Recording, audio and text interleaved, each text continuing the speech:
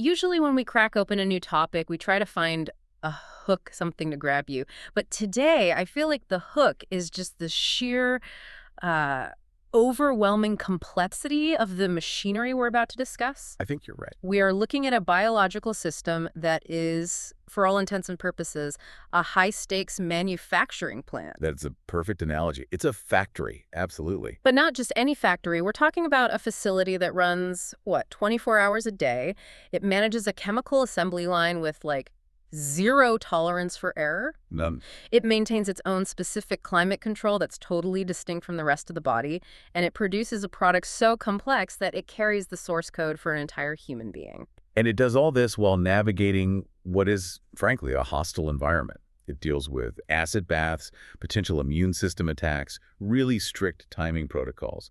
It is, without a doubt, one of the most sophisticated engineering projects on the planet. We are, of course, talking about the male reproductive system, and we're diving deep into Chapter 81 of our source material, Reproductive and Hormonal Functions of the Male. Which, I'll admit, sounds dry on paper. It sounds incredibly dry, but when you actually get into it, it reads like the schematics for a chemical control room. It's just full of feedback loops and pressure valves and fuel injection systems. Exactly. And the margin for error is just tiny. I mean, a couple of degrees change in temperature or a slight shift in pH. And the whole assembly line just shuts down. The whole thing grinds to a halt. So here's our mission for this deep dive. We're going to pop the hood. We aren't just going to list off the parts. We're going to trace the entire process. We'll start on the factory floor, where the sperm is actually made. Right. We'll follow the pipeline through the whole delivery system. We'll break down the specific chemical fuel, the hormones that keeps it all running. And we'll even get to the third eye, the pineal gland. And what on earth a vestigial eye in the middle of your brain has to do with any of this? That part is wild. I can't wait to get to that. But let's start with the big picture, the layout. If I'm an architect looking at the blueprints of the testes, what am I actually seeing? You're looking at tubing, an immense amount of tubing. I think this is the first thing that really shocks people when they look at the histology. The testes isn't a solid block of tissue. It's a housing unit for coils. And the source calls them seminiferous tubules. Right. Think of these as the production lines. In a single testes, you have up to 900 of these coiled tubules. 900, and the dimensions here are just staggering. I did the math based on the source notes. It says each tubule is about half a meter long on average. So 900 tubules times half a meter. You're looking at 450 meters. 450 meters. That is 4.5 football fields of microscopic tubing packed into an organ the size of a walnut. It's an engineering marvel of surface area. Yeah. And they need that much space because of the sheer volume of production, which we'll definitely get to. But that 450 meters, that's just the production floor. Just the beginning. Right. Once the sperm are made, they empty into another structure called the epididymis. Which, again, if you look at a diagram, it just looks like a little bump on the side of the testicle, but it's actually another tube. It's a single, continuous, tightly coiled tube. And this one is about 6 meters long. 6 meters, that's roughly 20 feet. 20 feet of tubing wadded up right there. Yep. And you have to ask the question, why? Why on earth is the plumbing so long? It can't just be for transport, can it? It seems inefficient. No, it's not. It's a finishing school. And this is a really key insight from the text. Sperm that are produced in the seminiferous tubules are, for all intents and purposes, useless at that stage. Really? Completely. If you took a sperm straight off that factory floor, it couldn't swim, it couldn't fertilize an egg. It's immature. So it needs that 20-foot journey through the epididymis to grow up. Exactly. It takes days for them to travel that distance. And during that time, they undergo these critical maturation processes. So the anatomy, the sheer length of it, is designed entirely around this need for a long, slow maturation phase. Okay, let's zoom in, though. Let's go inside those 450 meters of seminiferous tubules. This is where spermogenesis happens. And this isn't just normal cell division, right? This isn't like your skin cells making more skin cells. No, and this is where we have to get a little bit technical, but it's crucial to understanding the miracle of it all. Most cells in your body divide by a process called mitosis. Yeah, they just make a photocopy. An exact photocopy. You have 46 chromosomes in a cell. You make a new cell with 46 chromosomes. Simple. Standard operating procedure. But if sperm did that and they met an egg, which also had 46 chromosomes, the resulting baby would have 92 chromosomes. Which is not a human. It's completely incompatible with life. The biological software would just crash immediately. So The testes have to perform this very specific, very high-risk maneuver called meiosis. They have to strip the data in half. It's a compression algorithm. That's a great way to put it. It really is. You start with a cell called a spermatogonium. That's the raw material. These cells actually migrate to the testes way, way back when the male is just an embryo. And they just sit there. They sit there dormant for years, until puberty. They're like sleeping agents. Waiting for the signal. Exactly. Then, at puberty, they wake up and start dividing. And over a period of time, they go through these two major divisions that split the genetic material from 46 paired chromosomes down to just 23 unpaired chromosomes. And this is the moment where the gender reveal actually happens, biologically speaking. Yes. This is the coin flip. The father carries both an X and a Y chromosome. During this split, meiosis ensures that half the sperm get the X and the other half get the Y. And since the mother always provides an X, the sperm is the sole deciding factor in the sex of the offspring. I want to talk about the staff on the factory floor. The text highlights these massive cells called Sertoli cells. They sounded to me like the workers keeping all the machines running. Nurse cells is the common term, but workers is just as good. These cells are fascinating. The developing sperm, which are called spermatids at this point, are literally embedded inside the cytoplasm of these giant Sertoli cells. So they aren't just floating next to them, they're inside them. No, the Sertoli cells are basically hugging them. They're surrounding them. They provide all the nutrients. They relay the hormonal signals. They provide structural support. The sperm couldn't survive for a minute without them. And the source mentions something called the blood-testis barrier. That sounds important. It's critical. Absolutely critical. Because sperm only have 23 chromosomes, they are genetically different from every other cell in the man's body. Right. They have a different code. They're technically foreign. To your immune system, a sperm cell looks like an invader. It looks like a virus or a bacteria. If your white blood cells could get into those tubules, they would attack and destroy every single sperm. So your body would sterilize itself. Immediately. Exactly. So the Sertoli cells form these tight junctions between them, a literal physical wall that prevents the immune system from ever seeing the developing sperm. It's a biological firewall. That is incredible. So inside those tubules, it's a completely separate biological zone. It's like an embassy on foreign soil. That's a perfect analogy. It is diplomatic immunity. So how long does this whole manufacturing process take?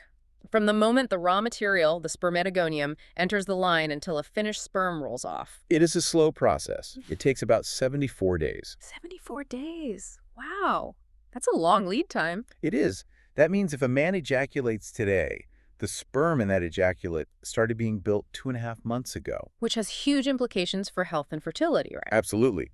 If you had a high fever, or you were exposed to a toxin, or you went through a bout of extreme stress 2 months ago, you might see the dip in fertility today. You're always looking at a historical record of your health from about 74 days prior. Let's look at the product design. The spermatozoon itself. The text has a great diagram of it. It looks so simple, just a tadpole shape, a head and a tail. But the engineering specs are intense. It's a single-purpose machine. It's designed for travel and penetration and nothing else. The head carries the payload, the 23 chromosomes. But covering the front 2/3 of the head is this thick cap called the acrosome. And the text mentions the acrosome is formed from the Golgi apparatus. What's its function? It's not just a helmet to protect the head, is it? No, it's much more offensive than defensive. Think of it like a chemical drill bit. The acrosome is packed with very specific enzymes, things like hyaluronidase and other powerful proteolytic enzymes. Hyaluronidase, that name sounds familiar. It digests hyaluronic acid. Yes, and hyaluronic acid is the cement that holds the cells around the egg together.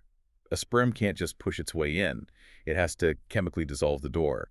It sprays these enzymes out to literally melt a path through the tissue surrounding the egg. So it's a demolition tool. And what about the tail? It's not just wiggling randomly, is it? There's a motor in there. Oh, it's a very complex internal motor. The central skeleton is called the axonome, and it's made of microtubules arranged in this classic 9+2 pattern that you see in a lot of biological cilia. But the real powerhouse is in the body of the tail. It's just wrapped in mitochondria. And mitochondria are the batteries. They are the power plants. They're constantly synthesizing ATP, adenosine triphosphate, which is the energy currency of the cell. That ATP provides the energy for the tail to whip back and forth. And that movement is a very specific rhythmic lashing called flagellar movement. How fast are we talking? I mean, in a real-world sense. The source says about 1 to 4 millimeters per minute. Which sounds agonizingly slow to us. To us, on our scale, yes. But you have to scale it down. For a cell that is only 50 micrometers long, moving 4 millimeters a minute is like a human sprinting. It's a tremendous speed that allows them to travel through the female genital tract in their quest for the ovum. Okay, so we have the factory, which is the testes. We have the workers, the Sertoli cells. And we have the product, the sperm. But any factory needs electricity. It needs fuel to run. This brings us to section 2 of our outline, the hormonal fuel. The endocrine system. The chemical messengers. The text lists 5 specific hormones required for this process, and I want to run through them because there are some real surprises here. Number 1 is the obvious one, testosterone. The big one. And it's secreted by what are called the Leydig cells. Now, structurally, the Leydig cells sit in the empty spaces between the seminiferous tubules. They're not inside the tubes, they're the neighbors. And their only job is to just pump out testosterone into the neighborhood. That's their primary job, yes. And testosterone is absolutely essential for the growth and division of those initial germ cells, the spermatogonia. Without testosterone, the factory never even turns on. It's the ignition key. Okay, that makes sense. Number 2 on the list, luteinizing hormone, or LH. LH is the manager.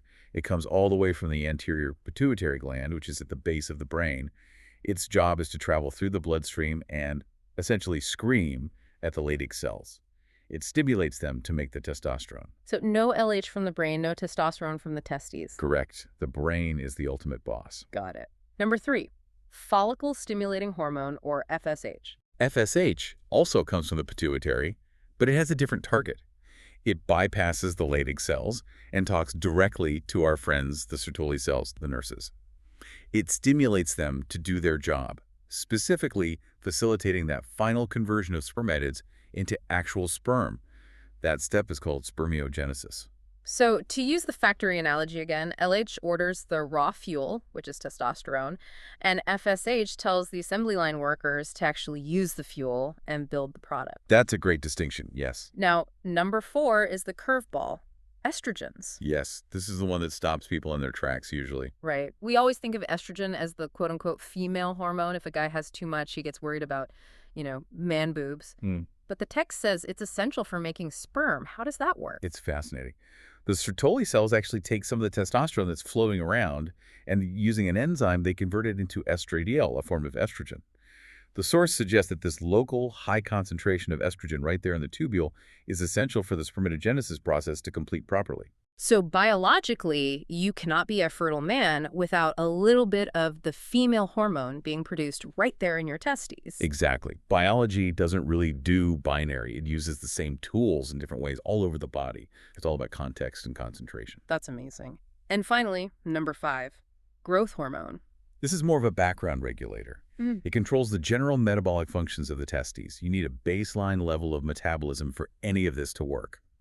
The text notes that pituitary dwarfs who lack growth hormone are often infertile, not because the specific sex hormones are missing, but because the basic metabolic electricity of the factory is too low to support production. Okay, so the product is made, it spent its time in the epididymis, it's matured. Now we have to talk about logistics, the delivery. The launch. But before we get to the act itself, we need to talk about the cargo, semen.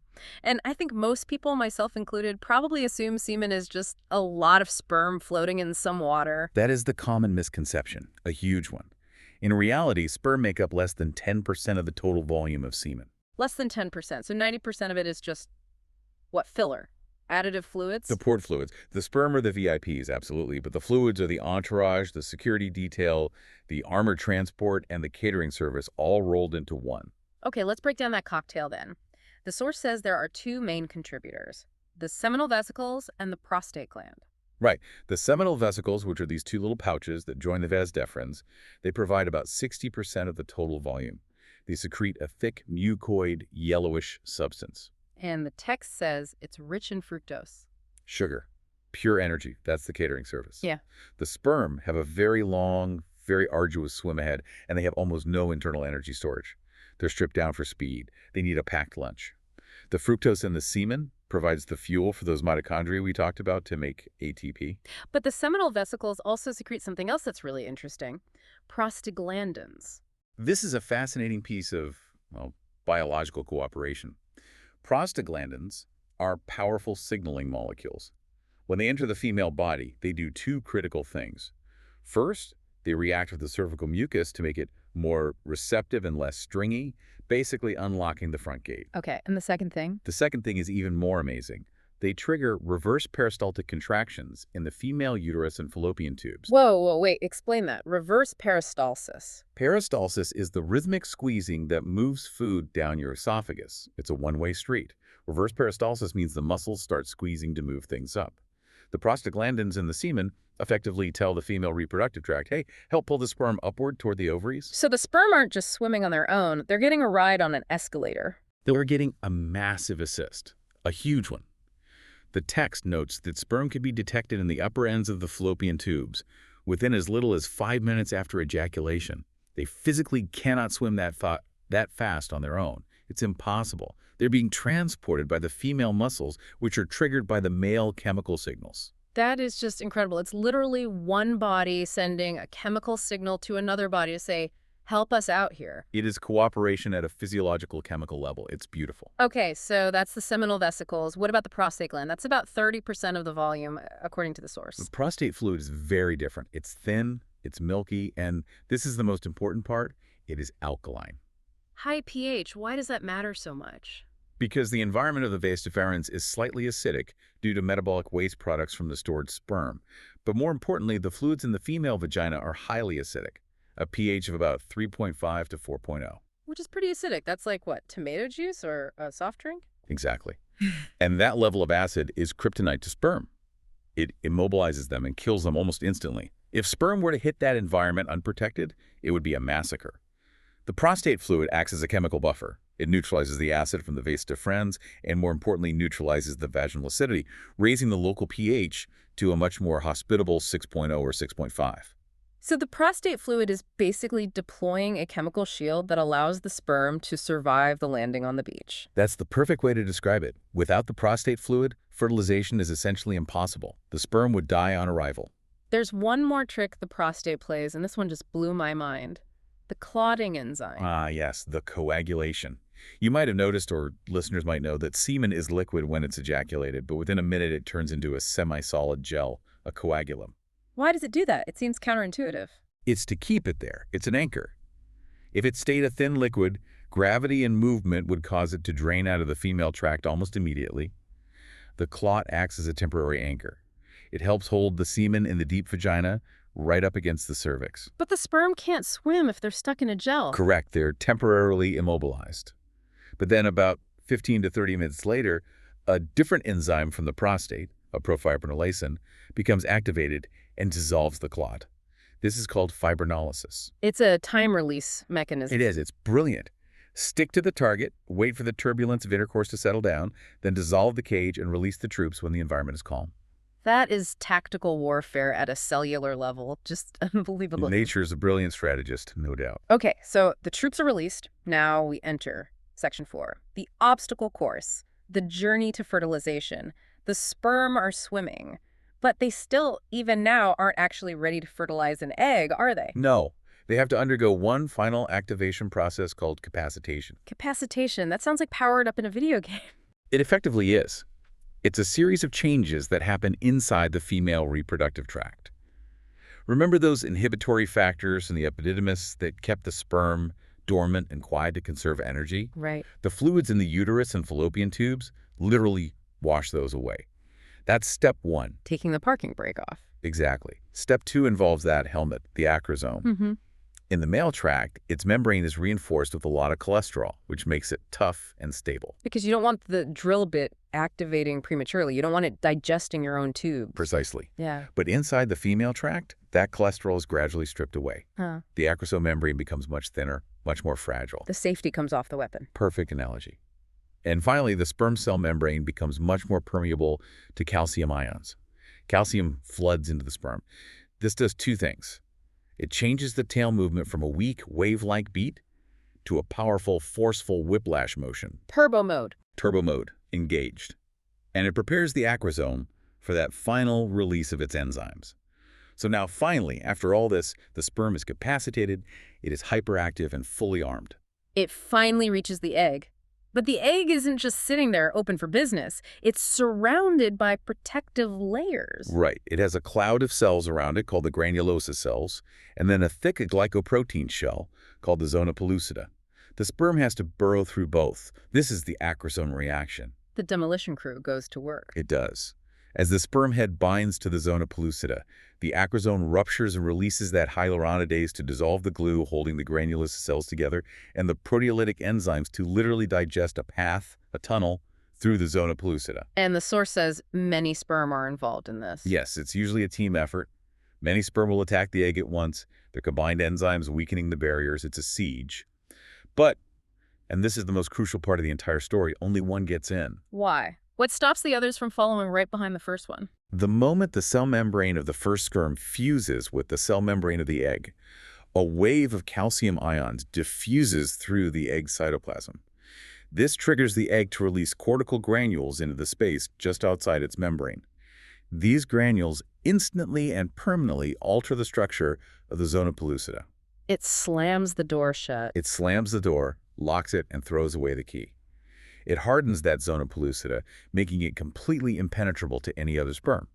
This prevents polyspermy, multiple sperm entering the egg. Because if two got in, You'd have 69 chromosomes instead of 46. The genetic balance would be destroyed, and the embryo would not be viable. It has to be exactly one. it's amazing that this all happens in a fraction of a second. Biology is incredibly fast when it needs to be. So we've covered the perfect scenario. But Section 5 of our outline deals with what happens when things go wrong. Abnormalities and fertility factors. You mentioned earlier that the system is incredibly fragile. Let's talk about temperature again. This is a classic example of physiological design and its vulnerabilities. You have probably wondered why the testes are located in the scrotum outside the main body cavity. It seems like a very vulnerable place to keep such important organs. It does. Most vital organs are protected behind ribs or thick muscle. The brain has a skull. The testes are just hanging there. The entire reason is temperature. The complex enzymes required for spermatogenesis simply do not work at normal core body temperature of 37 degrees Celsius. They require temperature about 2 degrees Celsius below that.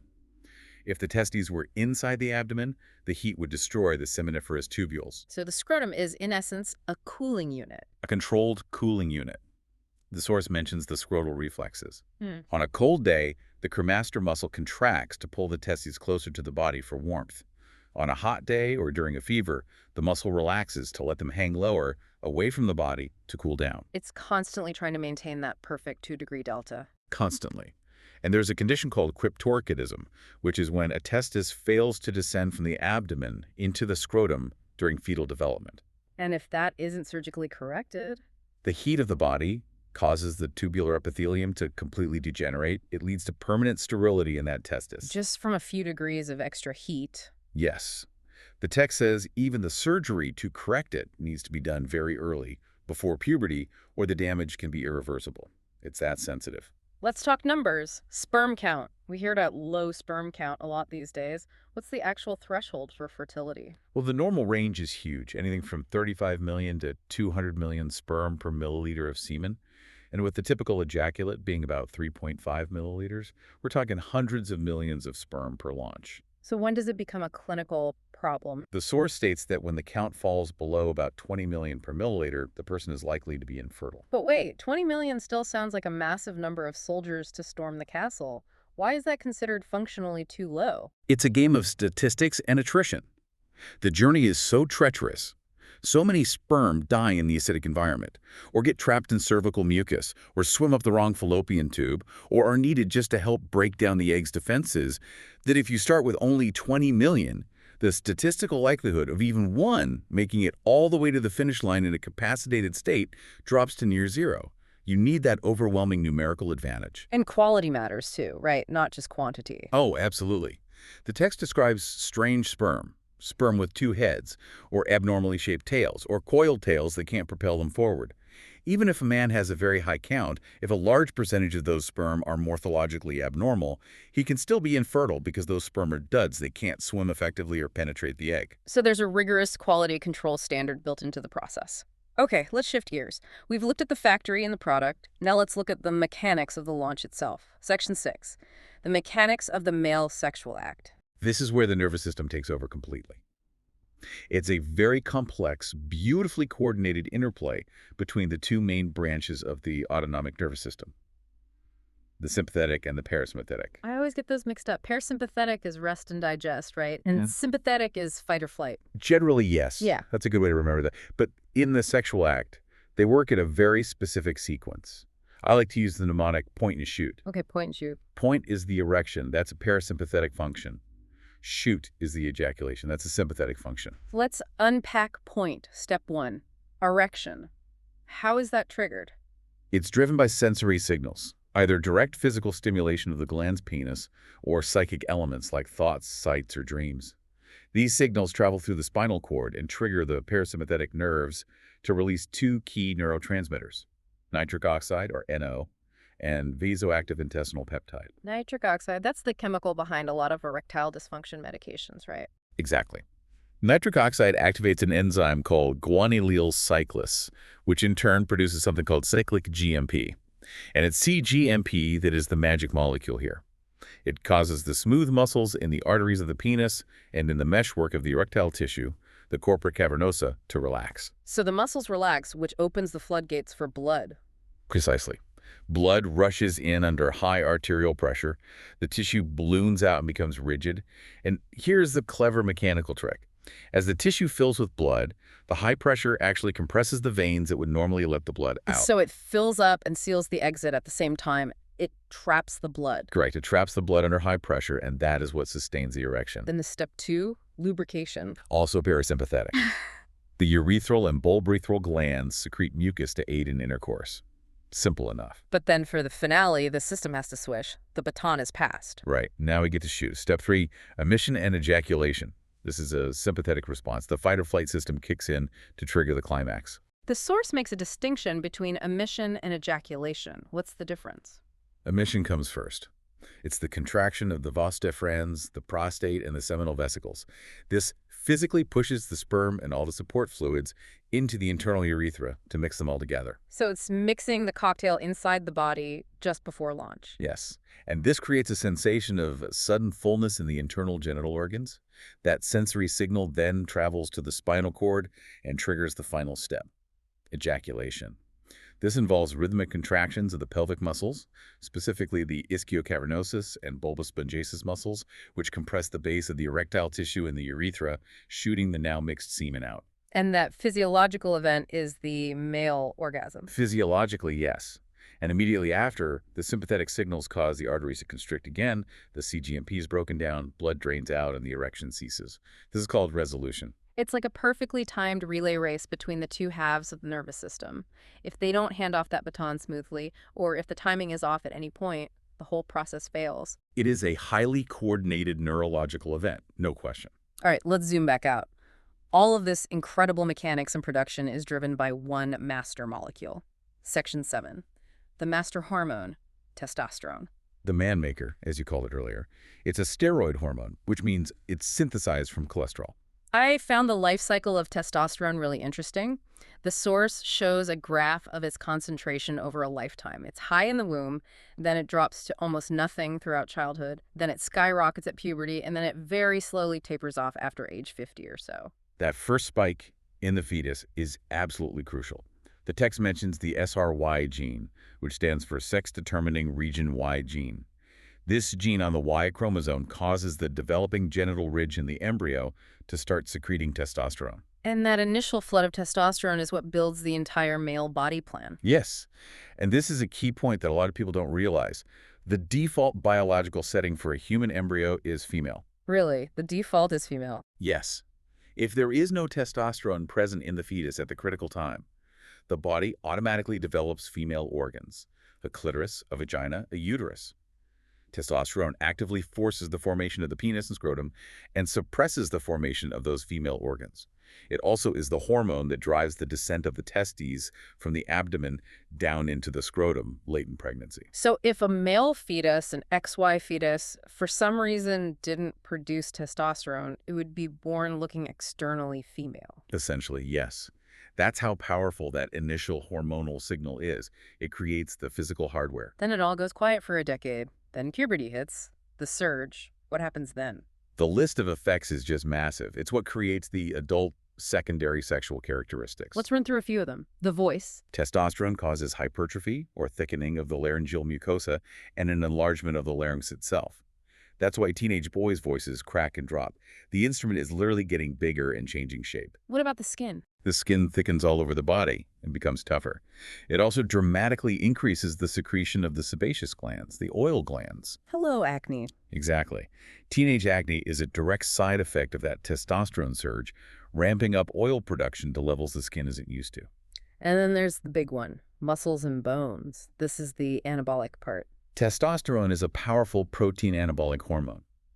It causes, on average, a 50% increase in muscle mass in a male compared to a female. It also thickens the bones and increases calcium retention, making them denser and stronger. But it also stops you from growing taller eventually, right? It's a double-edged sword for sure. It spurs bone growth, causing that teenage growth spurt. But at the same time, it causes the epiphyses, the growth plates at the ends of the long bones, to fuse with the shaft of the bone. Once that fusion happens, height growth stops permanently. So if a boy was castrated before puberty, which historically happened for various reasons, he would actually grow taller than he would have otherwise. Yes. The eunuchs of history were often noted to be slightly taller than average because their growth plates didn't fuse as early, allowing their long bones to grow for a few more years. And then there's the hair. This one feels like a cruel prank by nature. It is deeply ironic, isn't it? Testosterone is what drives hair growth on the chest, the back, the limbs. But on the scalp, it decreases hair growth and can lead to baldness. So the very same chemical that gives you a beard takes your hairline. Yes. The text is very clear on this. Genetic male pattern baldness requires testosterone to be expressed. A man with non-functional tests or a castrate does not go bald, even if he has the genes for it. There are two more effects mentioned in the text I found interesting: metabolism and red blood cells. Right. Testosterone increases the basal metabolic rate by about 15%. So like turning up the idle speed on the body's engine, burning more calories even at rest. And it increases the red blood cell count significantly. Men have about 700,000 more red blood cells per cubic millimeter of blood than women, on average. That's a huge difference. What's the purpose of that? It gives men a higher oxygen-carrying capacity in their blood. It's part of the whole package. Bigger, more active muscles require more oxygen to function, so the body adapts by increasing its oxygen delivery system. Okay, so we have this incredibly potent chemical. Section 8, the control room. How does the body regulate it? Because it seems like too much would be bad, and obviously too little is bad. It uses a classic, elegant, negative feedback loop that involves the hypothalamus and the pituitary gland in the brain. We mentioned GnRH earlier, gonadotropin-releasing hormone. Yes. The whole thing starts in the hypothalamus, which releases GnRH in pulses every 1 to 3 hours. This GnRH travels a short distance down to the pituitary and tells it to release our two friends, LH and FSH. And LH travels down to the testes and tells them to make testosterone. Right. Now, here is the feedback part. When testosterone levels in the blood get high enough, that testosterone itself circulates back to the brain and directly inhibits the hypothalamus. It tells it to stop releasing so much GnRH. So it shuts off its own supply line at the source. Exactly. Less GnRH means less LH, which means the testes make less testosterone. The levels drop. Once they drop low enough, the inhibition on the hypothalamus is released, and it starts pumping out GnRH again. It's like a thermostat, keeping the levels within a very narrow, stable range. What about sperm production itself? Does the body have a way of knowing if it has too much or too little sperm? It can't use testosterone to measure that. No, it can't. It needs a different signal for that. And this involves a hormone called inhibin. Inhibin, a very good name. Very literal. When the seminiferous tubules are producing sperm too rapidly, when they're very active, the Sertoli cells themselves start to secrete inhibin. And what does inhibin do? It travels back to the brain, and it specifically targets the pituitary gland, telling it to stop releasing FSH. Remember, FSH is the hormone that stimulates the Sertoli cells. So inhibin is the brake pedal specifically for spermatogenesis, and it works without necessarily shutting down testosterone production. That's an incredibly sophisticated control system. You have two separate dials, one for the master hormone level and one for the actual product output, and they can be adjusted somewhat independently. It allows the body to fine-tune its reproductive function based on its current needs and capacity. It's very elegant. I want to touch on one specific hormone mentioned in this feedback section that relates to pregnancy. HCG, human chorionic gonadotropin. Ah, yes. This is the hormone that's detected in pregnancy tests. It's secreted in massive amounts by the placenta during pregnancy, and it circulates in both the mother and the fetus. And it acts almost exactly like LH. So in a male fetus, it stimulates the fetal testes. Yes, this is critical. The fetal pituitary gland isn't strong enough yet to do the job on its own. The HCG from the mother's placenta acts as the powerful signal to the fetal testes to pump out that big surge of testosterone we talked about earlier, the stuff that builds the male organs. So the mother's placenta is essentially jump-starting her son's reproductive system development in the womb. Correct. Without that HCG kickstart from the placenta, the male organs wouldn't form properly. Moving on to Section 9, lifespan and pathologies. We start at puberty, but what about the other end of life? Is there a male equivalent to menopause? A manopause? The source material calls it the male climacteric, and unlike women who have a relatively sharp cessation of fertility at menopause, in men it's a very slow, gradual decline. Starting when, typically? Usually in the late 50s or 60s. Testosterone production begins to decrease noticeably. Sperm production can continue, sometimes even until death, but the quantity and quality drop off. And are there physical symptoms associated with this drop? Yes, there can be. The text says they can sometimes be similar to menopausal symptoms in women, hot flashes, psychological symptoms, even feelings of suffocation. It's all caused by that slow decrease in testosterone levels. And then there's the prostate. It really seems like the prostate gland is the Achilles heel of the male system as it ages. It is remarkably prone to problems in later life. The text discusses two main ones. First, benign prostatic fibroadenoma, or BPH. That's the common enlargement that makes it difficult to urinate, right? Yes. And interestingly, the source says this is not caused by testosterone directly, but seems to be an abnormal overgrowth associated with the aging process itself. It grows and obstructs the urethra. And the second, more serious one is prostate cancer. Which, the text notes, account for about 2% to 3% of all male deaths. Now here, testosterone is the culprit. Cancerous cells that arise in the prostate are often stimulated by testosterone to grow very rapidly. So the treatment historically was to remove the testosterone. Exactly. Removal of the testes, castration, or the administration of estrogens to inhibit the brain's production of LH can cause the cancer to regress. It shows just how potent that hormone is. It can fuel a tumor just as effectively as it fuels a muscle. We also have the term hypogonadism. What happens if you don't have functional tests from the start? We touched on this with the eunuchism concept. If a boy loses his testes before puberty, he develops a very distinct physiological profile. Infantile sex organs, no deep voice, no balding, and as we said, often taller stature because the bones don't fuse on schedule. And what is adiposogenital syndrome? That sounds unpleasant. That's a specific condition where there is damage to the hypothalamus in the brain. It causes hypogonadism, so low testosterone, plus it damages the feeding center of the brain, so the person develops severe obesity along with the characteristics of eunuchism. It really highlights how interconnected the reproductive system is with metabolism, appetite, and brain function. They are not separate systems at all. They are completely intertwined. Okay, finally, Section 10. The absolute curveball of the entire chapter, the pineal gland, the third eye. This is a fascinating evolutionary remnant. It's a tiny little gland located deep in the brain near the third ventricle. In lower animals like lizards, it actually has light-sensitive cells. It's literally a vestigial eye that looks up through the top of the skull. And what does it do in those animals? In many animals, it's the master controller of seasonal fertility. The gland reacts to the amount of light in a day. So shorter days in winter means less light. Exactly. Darkness stimulates the pineal gland to secrete a hormone called melatonin. The same melatonin we take as a sleep aid. The very same. But in these animals, it's used for birth control. The melatonin inhibits the gonadotropic hormones from the brain. So in winter, when the days are short and melatonin levels are high, the gonads shrink. The animal becomes infertile. It puts the whole reproductive factory into hibernation mode. Right. Then in the spring, the days get longer, there's less darkness, melatonin levels drop, the inhibition is lifted, the gonads wake up, and it's mating season. So does it work that way in humans? Do we have a breeding season? It's much less clear. The source says the function in humans is not fully understood. We don't seem to have that strong seasonal effect.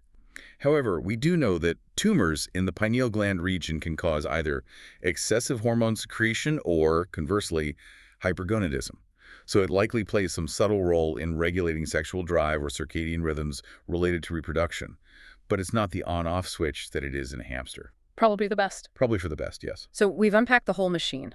From the 450 meters of tubing in the testes to the 74-day assembly line of the sperm, the complex chemical cocktail of the semen, the acid-neutralizing prostate fluid, the whole demolition derby of fertilization. And the powerful, elegant hormonal feedback loops that keep it all in check.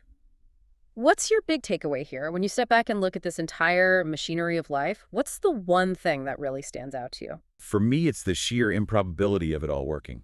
You look at the hurdles, the acidic environment, the immune defenses of the female tract, the incredible temperature sensitivity, the need for exact hormonal timing. It seems like it should be impossible that fertilization ever happens, and yet the system is designed with such incredible redundancy. Hundreds of millions of sperm, backup storage, chemical buffers, time-release mechanisms, that life somehow finds a way. It's a brute force numbers game played with microscopic precision. That's a great way to put it. For me, I think it's the trade-off. Testosterone. It builds the man, the muscles, the bones, the drive, the red blood cells, but it also fuels prostate cancer, it takes your hair, and it requires this constant, delicate, and energy-intensive management by the brain. It's a high-octane fuel that comes with very real risks and a high maintenance cost. That is a very astute observation. It is a powerful engine, but it runs hot and can burn itself out. Well, to everyone listening, next time you think about biology, just try to remember the factory floor. Remember the Sertoli cells nursing those sperm for 2.5 months, the prostate mixing up its alkaline shield, and that tiny chemical drill bit on the head of a single sperm trying to break through the zona pellucida. There is a silent, incredibly complex, and beautiful world operating within you right now. Thanks for diving deep with us. We'll catch you on the next one. Goodbye.